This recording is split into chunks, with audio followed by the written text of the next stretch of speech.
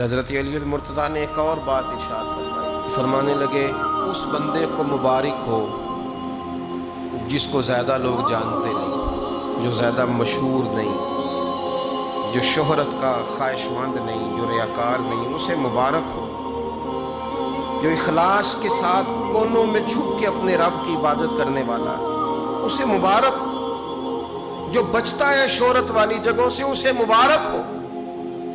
آپ یقین کریں جن کو بڑے لوگ جاننے لگ جاتے ہیں ان کے حقوق بڑھ جاتے ہیں، جن کا زیادہ نام ہو جاتا ہے ان پر تو سرکاری پابندیاں بھی زیادہ ہو جاتی ہیں، وہ تو بڑی جگہوں پہ الجھتے ہیں۔ کئی دفعہ ان کے پاس تو اپنے مسلح کے لیے وقت نہیں بچتا، اپنے لیے وقت نہیں بچتا، اپنے گناہوں پر رونے کا وقت نہیں بچتا۔ شہرت کا شوق پیدا کرنا اور ہر وقت پروگرام بنانا کہ میں مشہور ہو جاؤں، اس کے لیے تگ و دو کرنا، اب تو یہ چسکا بڑھ گیا ہے۔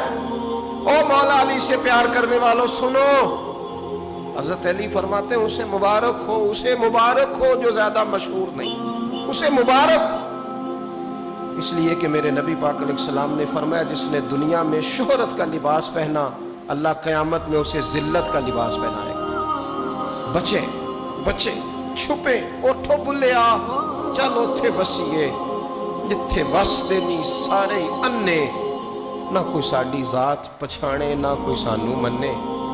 تھوڑا سا بچے، تھوڑا بچے، میرا نام ہو جائے، مجھے جانا جائے، مجھے پہچانا جائے، اس چکر سے تھوڑا باہر نکلیں۔ سنو میرے دوستو، حضرت مولا علی شیر خدا رضی اللہ تعالیٰ عنہ کیا فرماتے ہیں؟ حضرت مولا علی شیر خدا کرم اللہ تعالیٰ وجہ الکریم نے چند نصیحتیں اور فرمائی، مصنف ابن ابی شیبہ میں موجود ہے، کبھی آپ توجہ کریں تو۔ ایک شخص نے حضرت علی سے کچھ نصیحتوں کا مطالبہ کیا تو آپ نے نصیحتیں فرمائیں۔ حضرت علی فرمانے لگے اپنے رب کے علاوہ کسی سے امید وابستہ نہ کرنا، اور فرمایا اگر ڈرنا ہوا نا کبھی تو اپنے گناہوں سے ڈرنا، امیدیں اپنے رب سے، اس سے مانگو، اس کے حضور بیٹھو، اس کی ذات پر تم اپنی امیدیں وابستہ کرو، وہ تمہیں نوازے گا، وہ تمہیں دے گا، اور اپنے گناہوں سے ڈرو۔ آج لوگ کس بات سے ڈر رہے ہیں؟ آج خوف کس بات کا؟ موت کا؟ کس بات کا خوف ہے آج؟ یہ سارا کچھ جو بتایا جا رہا ہے، کرایا جا رہا ہے، تو خوف کس بات کا ہے؟ اللہ کا؟ گناہوں کا؟ موت کا؟ صرف موت کا؟ اس بات سے بھاگ رہے ہو جس سے بچ ہی نہیں سکتے، اس سے۔